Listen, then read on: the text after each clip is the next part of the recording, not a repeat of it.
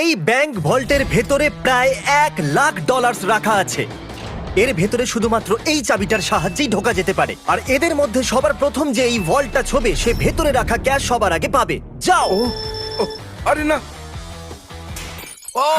চ্যান্ডেলের ওটাকে ভাঙছে। আরে না, ক্রিস তো উপর দিয়ে যাচ্ছে।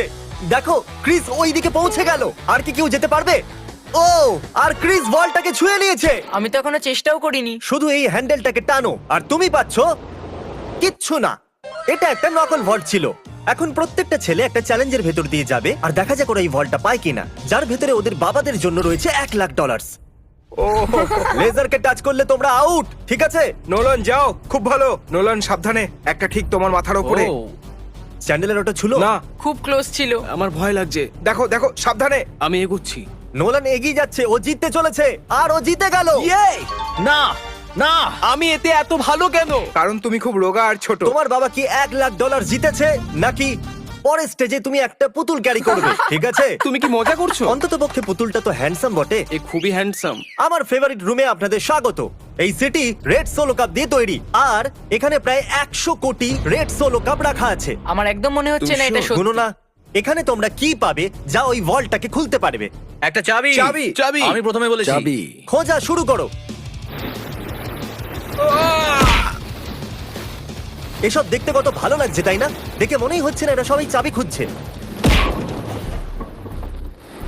চ্যান্ডলার, তাড়াতাড়ি ওটা খুঁজে বার করো। আমি পেয়ে গেছি। ওহো! আমি তোমাকে নিয়ে গর্ববোধ করি।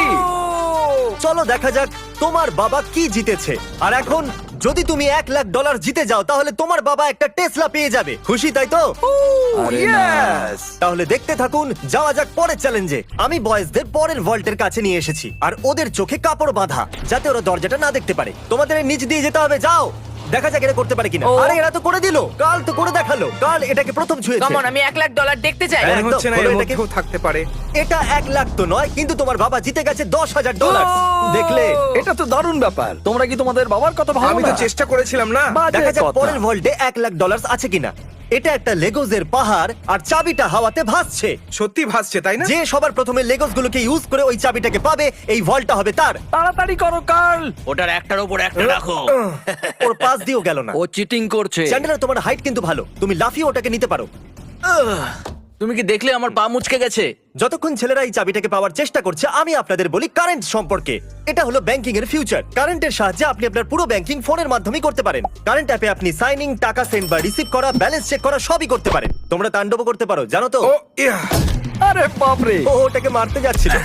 এই কোম্পানিটা এই ভিডিওটাকে স্পন্সর করেছিল আর সাইন আপ যারা করেছিল তাদের $1 আর 10 জন লোকেদের দিয়েছিল $1,000।